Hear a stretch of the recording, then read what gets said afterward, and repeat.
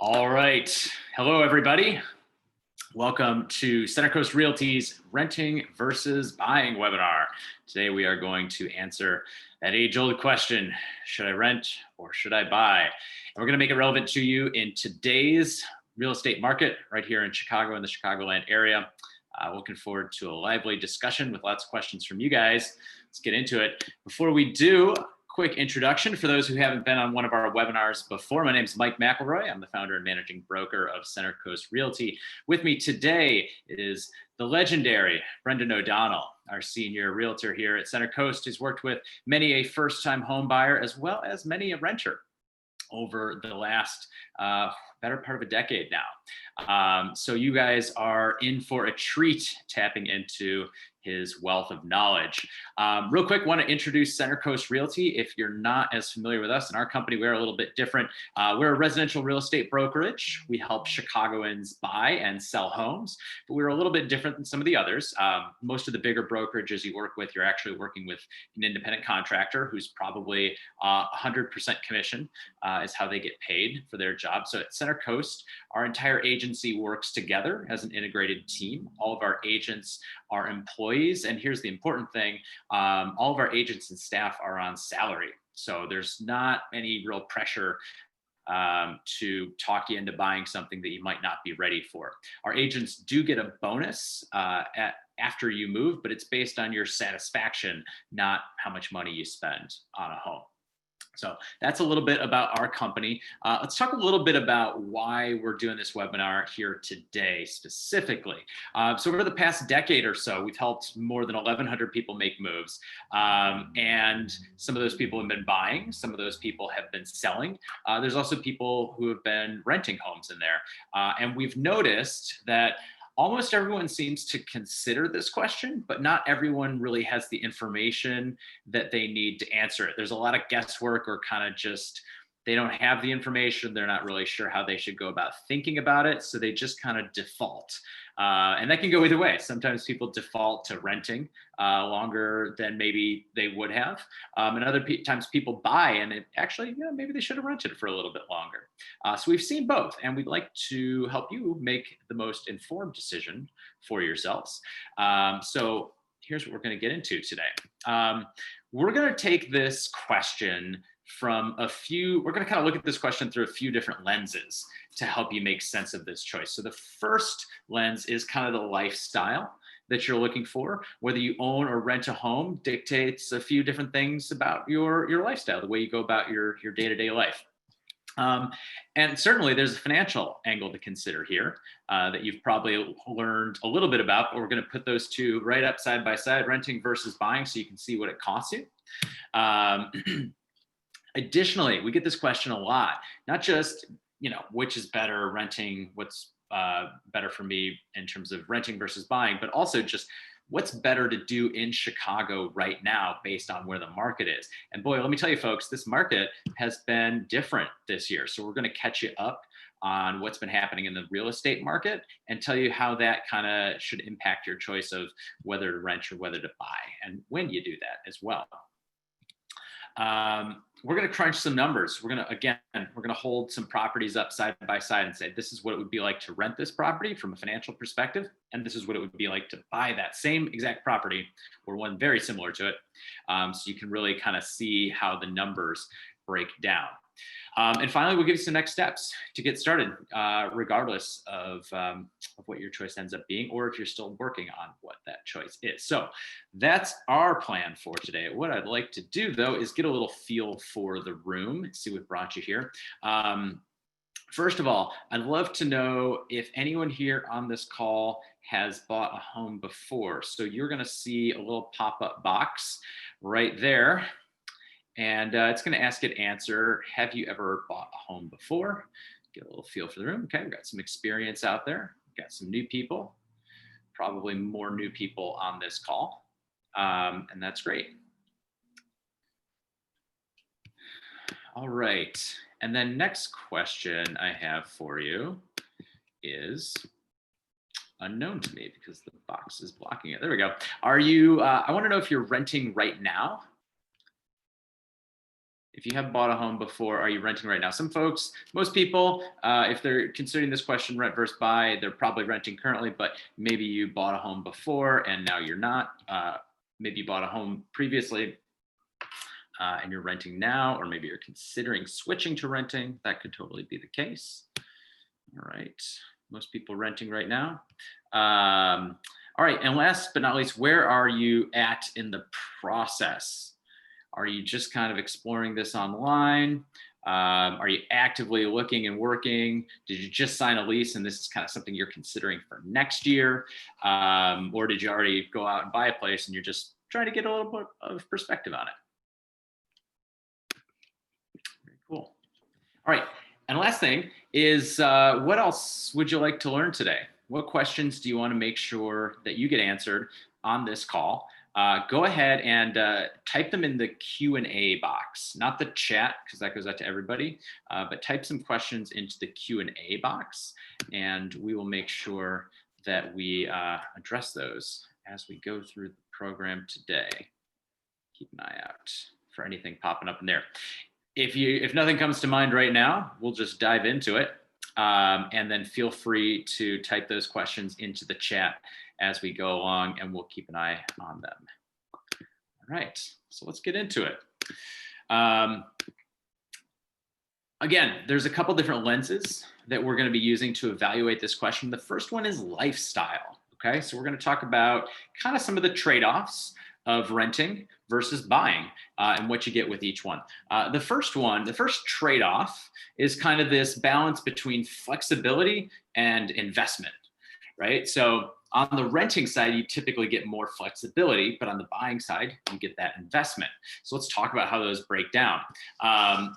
If you're renting, for the most part, you get to move where you want, whenever you want. I've had people tell us over the years, I just like trying different Chicago neighborhoods.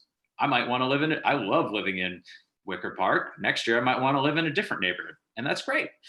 Renting gives you the flexibility every time your lease term comes up to try something new. This is great if you're not sure exactly where you're going to be a couple of years from now. And it varies, but for the most part, 3 years from now, you want to have a pretty good look at what your life is going to look like over the next 3 years.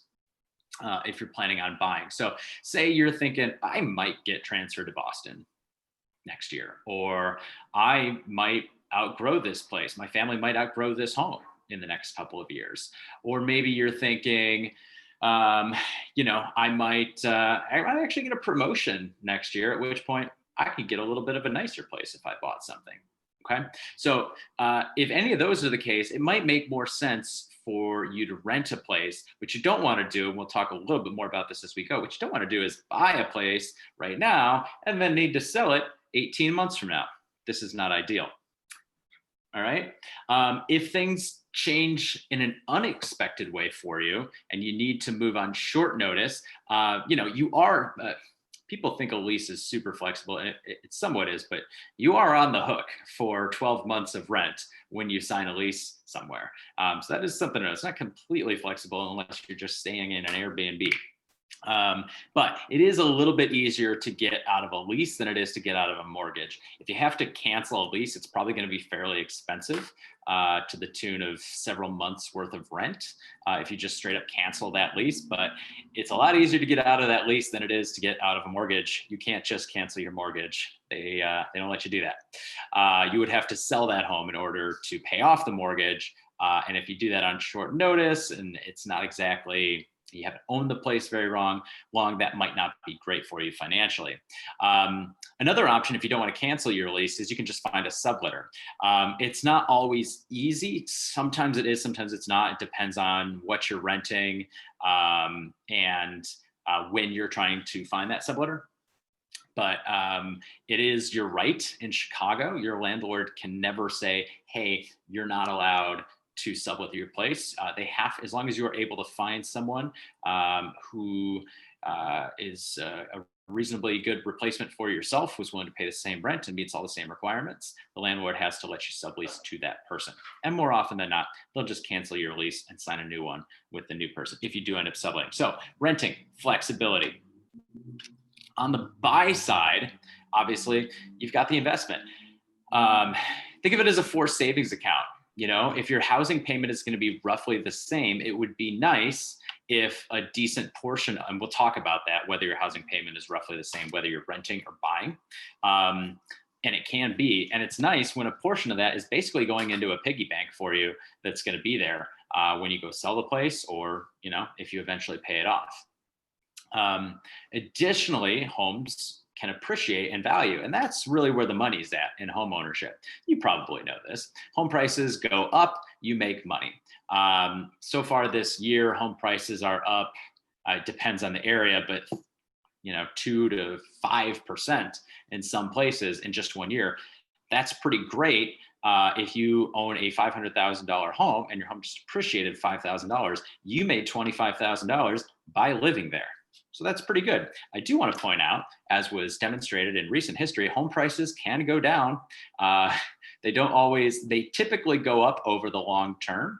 But if you need to sell during a time when home prices have decreased, that's not great. That means you've lost some money, and some of that forced savings actually turned out not to be savings. It was just rent, the way it was before when you're renting. So you definitely want to talk to a realtor about timing, when you purchase your home, where you purchase your home, and also the type of home that you purchase. So I'm going to give you actually a few quick tips on this, and Brendan will chime in here a little bit as well. What we're noticing is that certain types of homes, it's not just the neighborhood, but certain types of homes are appreciating better in Chicago than other types of homes.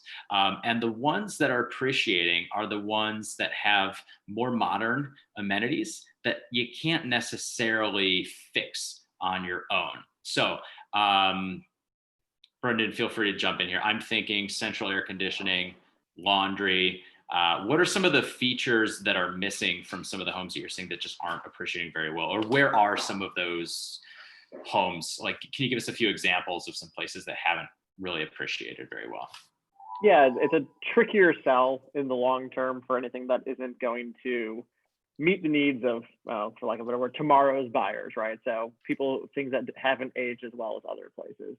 So if you think about the mid-century high rises along the lake, that's a good example of buildings that were built in the Gold Coast, Streeterville, Lakeview, Lincoln Park, where they were built with, they were very modern back then, but now they don't have, you can't put in laundry, or the layout is such a way that you can't have an open concept kitchen, which is something that has, at least for the foreseeable future, is going to stay a popular feature for buyers. So those would be my biggest stay aways from the places that aren't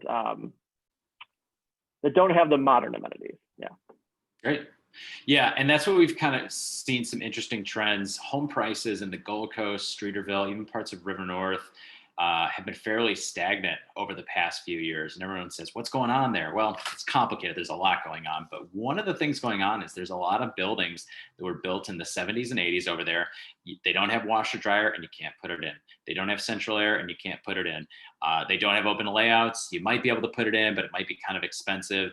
And modern buyers aren't as interested in places with those features anymore. And that's hampered their ability to appreciate and value. So those are just a few of the things that we'd recommend you keep an eye out for if you do purchase a home.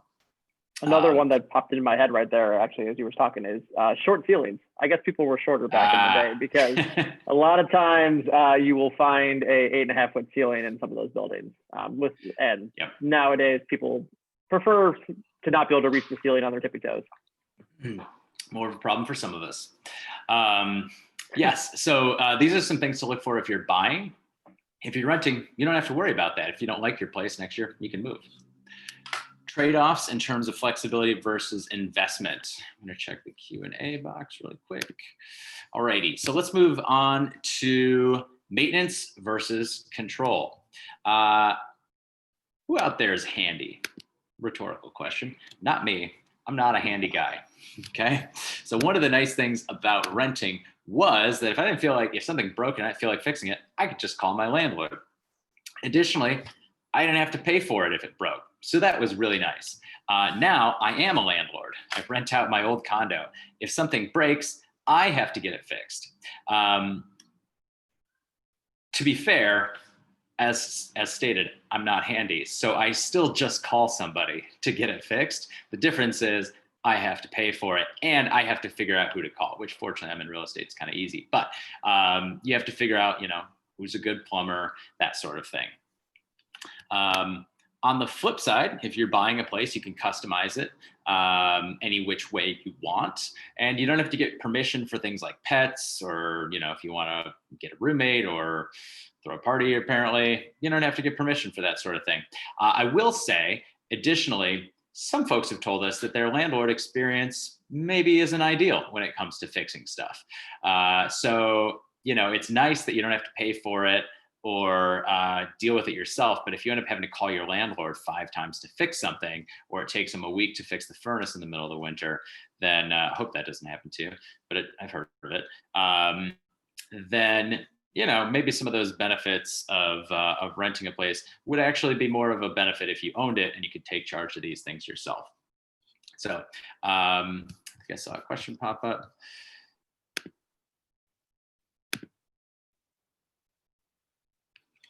Okay, great question on how the pandemic has affected the housing market and the rental market. Definitely going to talk about that just a couple of slides, so hang in there. All right, last thing in terms of lifestyle, and this is something that's kind of unique to Chicago, but what we've seen the rise of over the last 20 years of these ultra high-end luxury apartment buildings in downtown Chicago. So, not everyone wants to live in one of those places, but if you do, it's kind of a unique experience that you can really only get by renting. So some of these rental buildings are like luxury cruise liners these days. The amenities are kind of off the charts. Brendan has probably seen some of these more recently than me. What are you seeing out there? Everything from golf simulators to indoor-outdoor Olympic-sized pools, cabanas where they bring in, the local bar and DJ on the weekends. You got your gyms that are better than pretty much every other gym out there. Yeah. You've got concierge service, someone who you literally tell you where to go and make reservations for you at restaurants. People, the door staff will sometimes put your groceries from your grocery delivery service into your fridge for you. It can be some white glove treatment. Yeah. So, if you want that Vegas experience every day in your home, it's available for you, but only if you're renting. On the flip side, when you buy a place, typically you're going to get a couple of different things. You're going to get more square footage in the actual unit itself in terms of comparing apples to apples. A 2-bedroom condo is going to be bigger than a 2-bedroom rental. 1-bedroom condo bigger than a 1-bedroom rental. 4-bedroom, it's always going to be bigger on a condo. It's also going to be a little bit nicer. There's kind of a ceiling that you hit with rentals. Don't get me wrong, they can get very, very nice. We just talked about some of these brand new places, but the finishes are still going to be kind of like GE brand appliances, which are good. And they're going to be, quartz countertops, but just a little bit thinner. And if you want to really get the nicest possible place, you're probably going to end up in a condo, in which case it might make sense to own that place. Okay, so that's the lifestyle. That's the lifestyle angle. Let's talk about the costs. Okay, and I think there's a lot of questions about the costs of buying a home, and rarely are they ever held up right alongside the cost of renting. So we're going to jump into those two things. Let's talk about these costs up front first. When you're renting up front, you're going to have an application fee. Typically, what, Brendan? 30 to 50, 60 bucks, 70 bucks? Yeah, 50 to 75 bucks is pretty average right now. Okay. You're going to potentially have a security deposit. This isn't really a cost, since in Chicago, as long as you take care of the place, you can get your security deposit back. You sometimes have and that's typically a month's rent.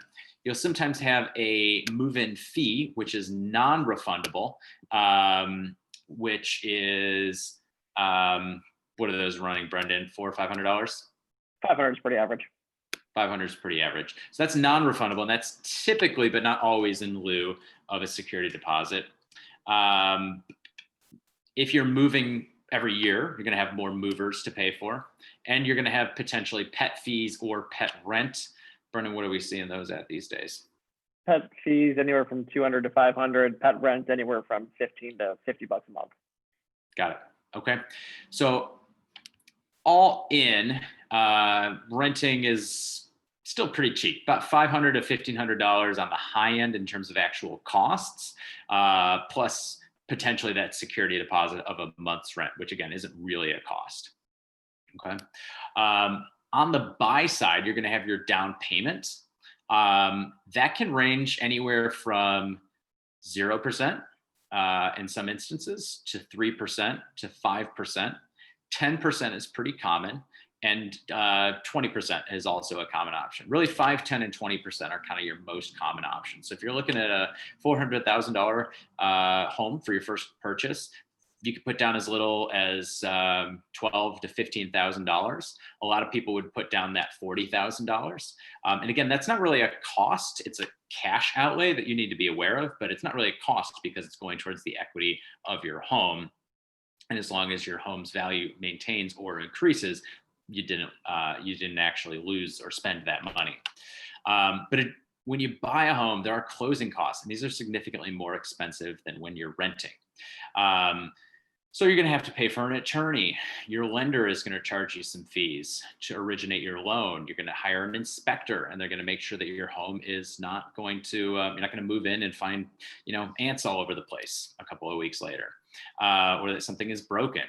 The title company, this is who is in charge of actually transferring the title of the property from the previous owner to you and making sure that everything is all set from a legal perspective there. And the city of Chicago, or whatever your local municipality is, gets in on the action. They're going to charge you some taxes just for the pleasure of buying a new home. All of these costs are probably going to add up to about $8,000 to $10,000, 2 or 3% of your purchase price. But usually usually around 8 to 10, maybe $12,000, $13,000 for a more expensive place. It's those transfer stamps that start to get a little bit more expensive. So this is a big upfront cost for buying a home. And what you'll see in a second is that it's much more expensive on the front end when you buy a home and on the back end when you sell it to own property. But on a monthly basis, every month that you own this place, it's much, much better because you're paying down that principal and the home is hopefully appreciating. So you just need to own the home long enough to cover those closing costs in order to make it worth your while. But upfront, those are kind of some of the different costs that you are going to experience. I did see a question in there about renting from a condo owner versus a rental building. And I want to touch on that there. So there's multiple options. You can rent from a traditional apartment building where every single unit in there is a rental. You can also rent from someone else who owns their condo. So for example, I bought my first condo a little while back. And then when I was ready to move out of it, I said, no, I don't want to sell it yet. I'm going to rent it out to somebody else. I actually cash flow positive on that, which is really helpful. Although every once in a while I do have to repair a burst pipe. So it evens out. Ultimately, it's a good financial investment. On the front end, if you're trying to rent a condo in certain condo buildings, it is possible that you will end up paying a security deposit as well as a move-in fee, as well as a move-out fee. That move-in fee is $100 to $200 on the way in, and then again on the way out. And then there's still that 1 month security deposit. You may pay a move fee, you may not. So good question there. All right, let's look at some of the ongoing costs of renting versus buying. On the rental side, it's pretty straightforward. Your ongoing cost is your rent, right? You write one check, one Venmo payment, one ACH per month that goes to your landlord. Real simple. You should probably get renter's insurance. Okay, but that's pretty cheap, $15, $20 a month. On the buying side, you're going to have 2 major payments that you make each month. The first one is your mortgage, and the second one, if you're buying in a condo or any kind of homeowners association, are your assessments. So let's break those down one by one. On the mortgage side, you're going to have your principal and interest. That's just the loan. That's the actual mortgage. But you're also going to pay to the bank. Typically, you're going to pay roughly 1/12 of the annual property tax bill every single month. And at the end of the year, they'll pay the county, they'll pay the property taxes for you, but you're going to advance them 1/12 of the property taxes each month. You're going to pay homeowners insurance. And if you're putting down less than 20% for your down payment, you'll have private mortgage insurance. There's pros and cons to putting down less and paying PMI, kind of beyond the scope of today, but definitely something we can get into a separate call if anyone is curious. Additionally, if you are if you're purchasing a condo in a condo building, you're going to pay a fee to the homeowners association. And that fee covers all the maintenance for the building. It covers, if there's any staff that work at the building, if it's a larger building, there's a property manager, it pays for that. It covers insurance for the whole building. So if the roof goes out, the homeowners association pays for it. In that sense, owning a condo is kind of similar to renting, in that a lot of the maintenance is handled by the homeowners association, which again, if you're in a bigger building, so I own a condo in a small building and I own a condo in a big building. And in both of these buildings last year, a light bulb went out in the hallway. And I think this is a good comparison. In my larger condo building, I noticed the light bulb went out in the hallway and I thought, oh, I should tell somebody about that. And then I forgot all about it. I came home the next day, the light bulb was replaced. Pretty great, right? I pay a slightly higher HOA fee in that building, considerably higher. In the other building, I now rent out that condo. I noticed a light bulb was out while I was over there one time checking on the place. And a couple months later, the light bulb was still out, because the only way it's going to get replaced is if someone in the building gets annoyed by the light bulb being out and replaces it. So it's a little more similar to a single family home where you're responsible for more maintenance. Let's talk about HOA fees and what they cost. Brendan, can you walk us through some different property types and the different HOA fees and what you're typically seeing? Yeah. So in your smaller buildings, like your aforementioned first condo, you're looking in the low hundreds for HOA fee. Doesn't really include anything outside of water, common insurance, and maybe some maintenance, exterior maintenance. So anywhere from like $100 to $350, probably be on the high end there.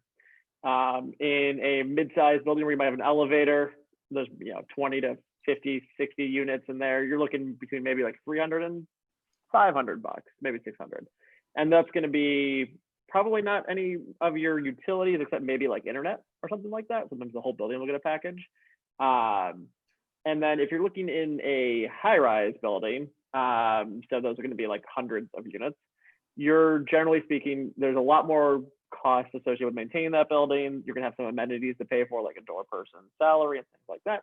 And so you're looking into the 500 to 1,500, I think maybe on the highest end I've ever seen.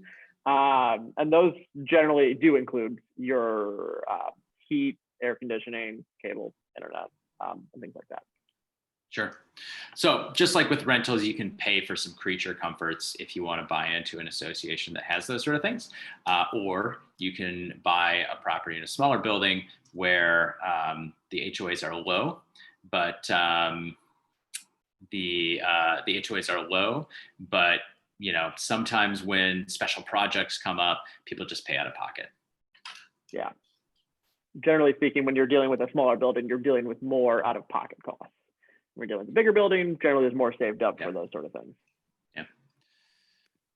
All right, a couple other financial considerations. For some folks, mortgage interest is tax deductible. I want to speak to your accountant about that. There have been some changes to the tax code recently that may affect whether or not you itemize your taxes, but there can be some tax deduction savings for some people, which really actually makes a big difference in the benefits of owning a home. Additionally, I talked about kind of renting out a condo. If you do that down the line, the write-offs actually get a lot better. Then you likely will itemize your taxes. You're going to write off not only your mortgage interest, but you write off all of your property taxes. You write off your HOAs, you get to depreciate the property. It's actually a pretty significant tax write-off every year, even though you have income coming in covering the mortgage. So it's a pretty nice setup. If you want to get into that, you definitely want to talk to your accountant. We can give you some of the high level stuff. And to get specific answers, you're going to talk to your accountant at the end of the year. All right. So we had some questions about this already. I'm excited to get into this part. It has been quite a year for the Chicago, well, for everyone, Chicago real estate market, no exception.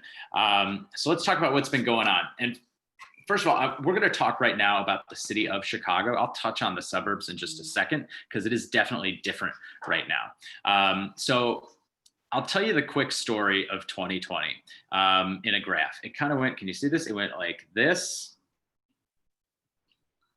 All right, it went up, it went down, it went up, it went down. And I'm not talking about prices, I'm talking about activity. So at the beginning of the year, it started like a normal real estate market. It was looking like we were gonna have a busy spring, just like any other year. March came along and everyone kind of hit the deck at the beginning of COVID. No one knew what was gonna happen. So activity got really slow for a while. And then sometime, what would you say, Brendan? Late April, early May? Yeah, buyers May-ish. start coming back up. Mayish? Okay, Mayish.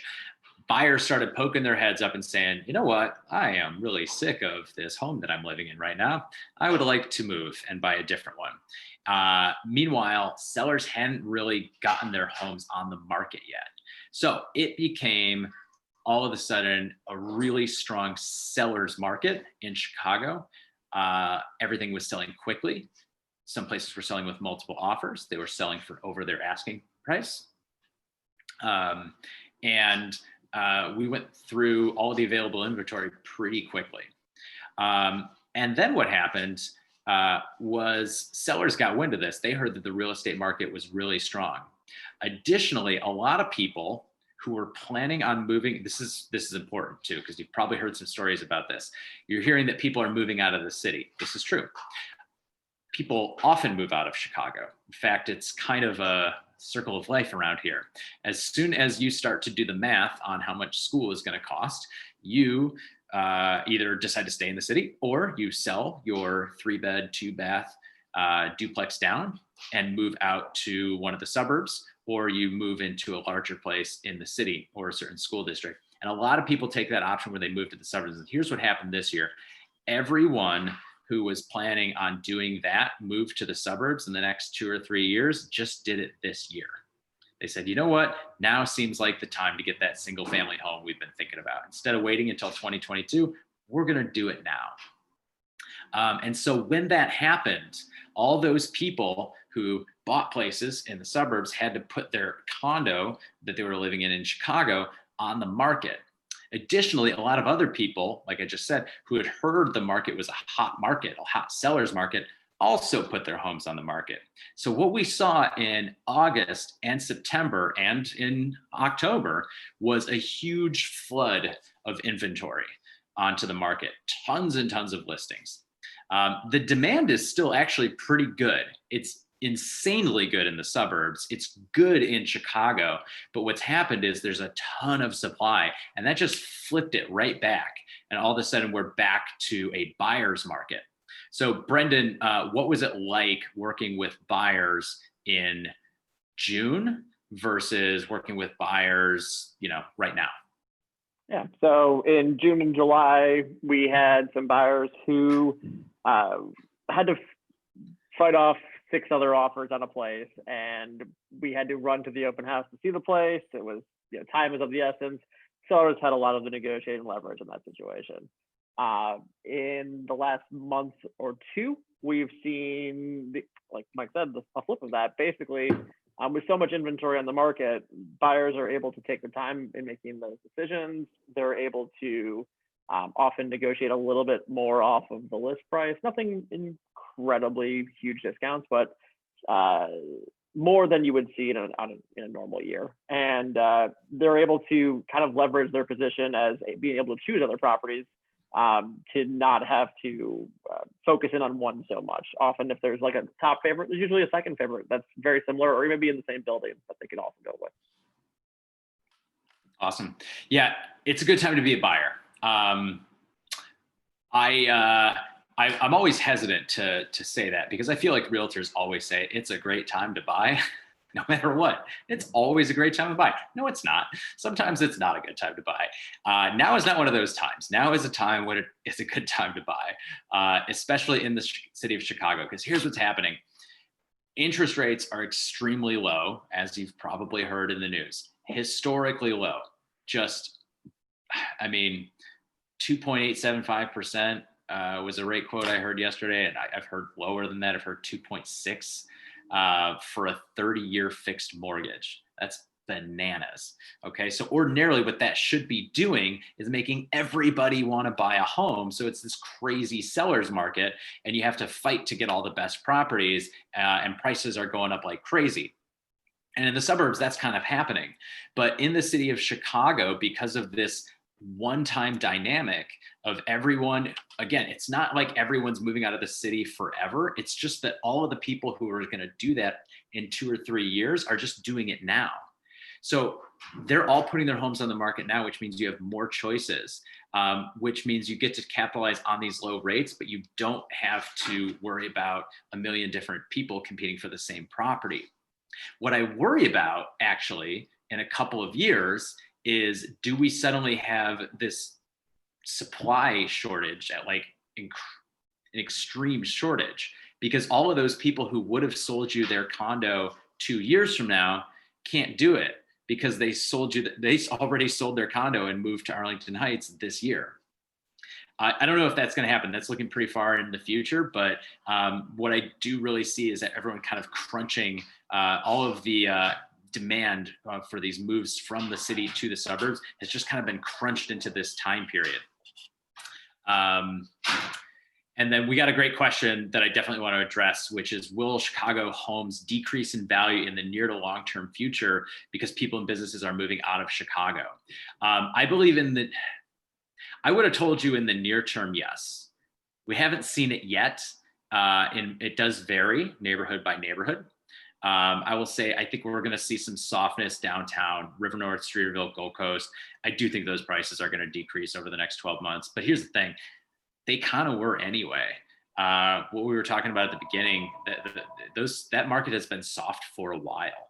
I think West Loop prices will decrease a little bit too. That market has been soft for 18 months. But I don't think long term, I think people are still, it's really, what do you think people are going to want to do in 5 years? Businesses we've seen some businesses shut down, but the businesses that are employing these high skilled knowledge workers that have been driving the growth in Chicago, they're moving to where their employees already want to be. And their employees want to be in a vibrant city with lots of entertainment options. Okay, that's been the trend of the last 20 years. And frankly, I don't see that changing. I think that I'm not an epidemiologist, so I want to stay in my lane here. But we talk to a lot of people who say, yeah, this is a bummer, but I wasn't planning on moving to the suburbs, and I'm still not. It's just everyone who was going to move is doing it now. The other thing that's happening, and this is a rent versus buy seminar, so I want to talk about the rental side of it too, because that's been very interesting as well. On the other end of things, we've got a lot of folks whose leases came up in July and August, and they said, pay $2,300 a month for a 1-bedroom next to all the bars and restaurants that I can't go to, or move back home with my parents and save $2,300 a month and actually have some people to talk to around the house instead of living in a 1-bedroom or a studio. And so what happened is, all of those folks who ordinarily would have renewed their lease or moved but leased something else also in Chicago, they're just taking a dime out. And a lot of people moved back in with family in the suburbs, or back in Michigan or wherever they're from. They just moved back home. Okay, and that's been a pretty common thing. We believe that part is temporary. Okay, so all the folks who moved to the suburbs and bought their single family home there and sold their condo in the city, that's permanent, right? They moved out. It's not a major shift, really. It's not a major change. It's just kind of taking what was going to happen over the next 2 years and moving it into this year. Okay, but long term, that's going to even itself out. As far as the renters who've moved out and moved with family, at some point they're going to be back. I don't know when that is. Maybe next summer, maybe next spring, maybe sooner, who knows? I think it's going to be whenever you start to be really able to do things. Put it to you this way: when you get a wedding invitation in the mail, and it's an actual wedding invitation, that's when I think people are going to start moving. That's when I think those renters are going to come back to the city. So if you are renting right now, I got to tell you, there's some deals. There are some deals out there. A lot of these big institutional landlords are giving away 2 months free, no rent until the end of the year. They're dropping their prices because their vacancy is high. I mean, they were really high on the hog a couple of months ago, and this pandemic really caught them flat-footed. It's just caused some problems for them. I don't know if there's anything they could have done. Again, that's a temporary thing, and I think that it's something that you could take advantage of if you're a renter right now. Yoke. We talked about interest rates. We kind of covered a lot on that slide, but I do want to talk about the seasonality here really quickly before we move on to anything else. There's busy seasons for renting and there's busy seasons for buying. If you're looking to rent a place, the busiest time of the year is typically April 1st through August 1st. So in other words, if you're looking for a place April 1st, you'll probably be looking for your apartment in March. And if you're moving August 1st, you're going to be looking for your apartment in June or July. Okay, so those are typically the busiest times. On the buy side, the busiest time of the year is February through May. That is when the most homes go under contract, is February through May. As a result, both of these times of year are the times that it is most competitive to be a renter and is most competitive to be a buyer. It's part of the reason we are having this webinar now. Every year, we tell a bunch of people, we say, hey, it's the fall. There's still a lot of homes on the market. No one seems to want to buy any of them. You could probably negotiate the price down on a lot of these places and get yourself a better deal and probably save about, statistically, you end up saving about 2% by buying this time of year. On a $400,000 purchase, that's $8,000. It's not bad. And every year everyone says, I'll think about that. And then they call us in January and they say, hey, this is the year, I'm buying a home. They get out there in February and it's really competitive. And they end up, getting in multiple offer situations, and it kind of can be a frustrating process. Same thing with rentals. You're kind of locked onto a cycle with rentals, but if you're watching this webinar and you're trying to decide, if you are one of those people who went to hunker down in the suburbs and you're thinking about coming back, there's more than just the real estate angle to that. Obviously, there's kind of the public health and sort of your lifestyle angle to it. But, from a real estate perspective, I'll tell you, deals are good right now from a renter. So here's my advice. Do what everyone's not doing. So if everyone else is trying to buy in March and April, then buy right now. If you're thinking about selling a property, make sure that the same thing happens with sellers. We start talking to people about selling their home. January, they say, okay, we'll get on that. And they take their time and they put it on the market in June. If you're trying to sell your home, put it on the market in March 10th. That's about right. That said, if now's just not the time for you to buy, if you're stuck in a lease, if you really just don't want to deal with it right now, and you say, you know what, I'm willing to sacrifice that, wait until the spring. It's okay.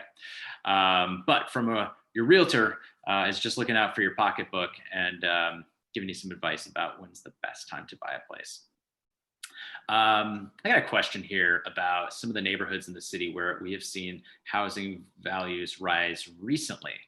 Logan Square, Humboldt Park, single family homes. My goodness, that had not so much last year, but the year before that, I think it, depending on how you define Humboldt Park, housing, I'm not even joking, single family home prices doubled. It was bananas over about 12 months.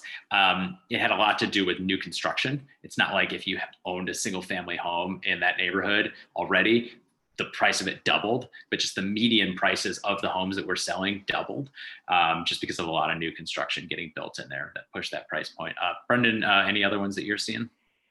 Lower West Side, so Pilsen, Bridgeport, Okay.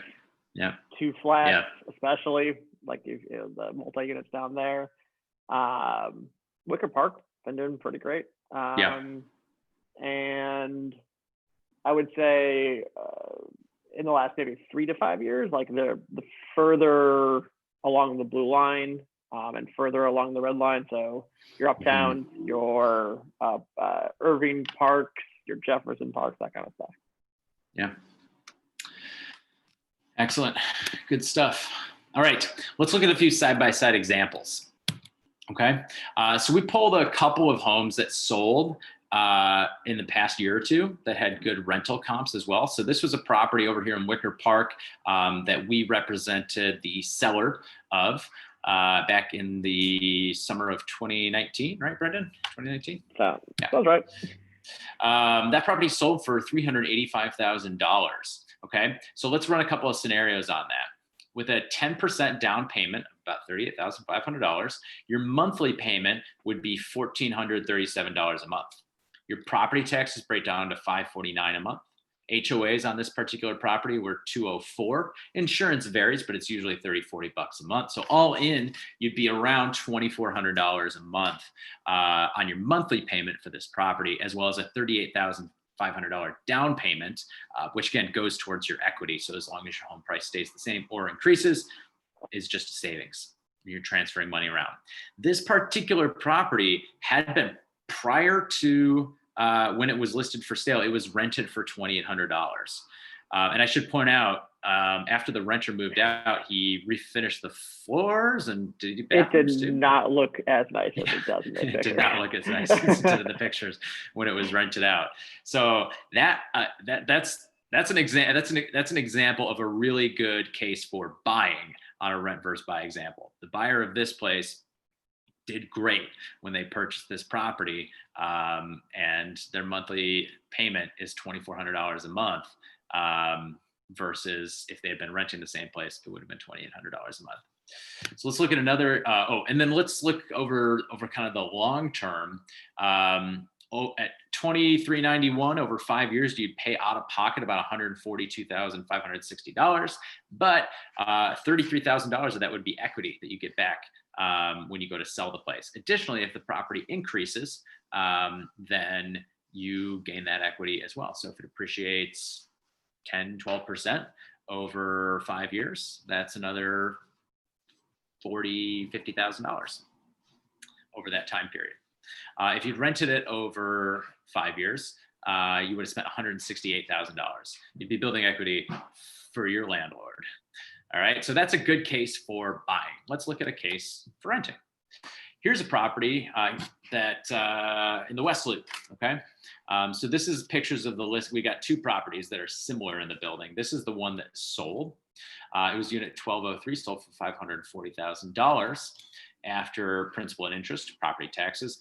Remember Brendan mentioned those HOA fees were pretty steep in this building, or in certain buildings. This is a good example. It does include cable, internet, central air and heat, I believe, in this building, as well as a doorman. You live in a building with a grocery store in it. You got that view. You're paying, you're getting some nice stuff, but you're paying for it. So your total monthly mortgage payment would have been about $3,800 on that one. Meanwhile, a unit 20 floors up, almost identical, a duplex up, rented for $3,600 a month. So $214 less. Okay. Over 5 years, that's a savings of about $12,000 if you had rented that place. However, $56,000 of that would have gone to equity. Appreciation. Depending when you bought this place, so far West Loop home values have actually decreased. It depends, but for this one, probably about 5-6% over the last year or so. They're still way up over the last 7 years, way up over the last 7 years, but they've dipped a little bit recently. So depending on when you bought it and when you sold it, you might not have as much appreciation on this one. I live in the West Loop, so I'm bullish on it long term. But that's something to consider there. Okay, so those are two good examples of renting versus buying. So we've covered a lot of stuff that almost everyone should ask themselves when trying to decide whether they should rent or whether they should buy. So today was kind of an overview of all the things that everyone should consider.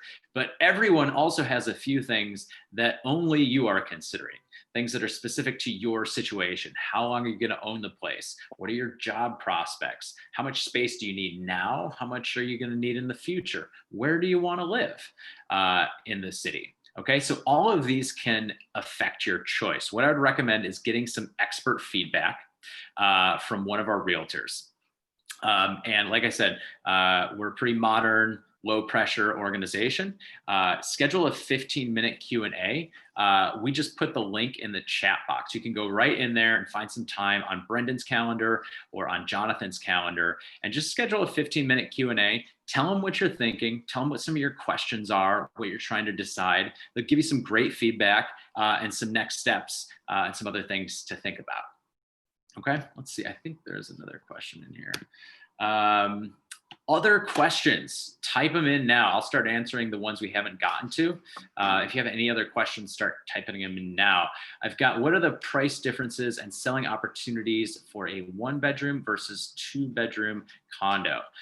Great question. So definitely varies by neighborhood.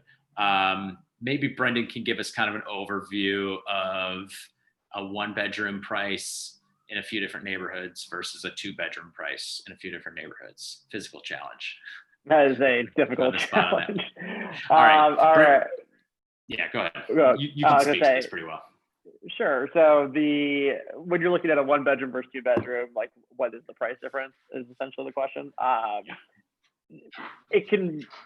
You will find places in the same neighborhood in similar buildings that have, that are 1-bedroom or 2-bedroom in the same price point sometimes. Like in Lakeview, for instance, I'm working with a client right now who's they were looking for a 2-bedroom up to about $300,000.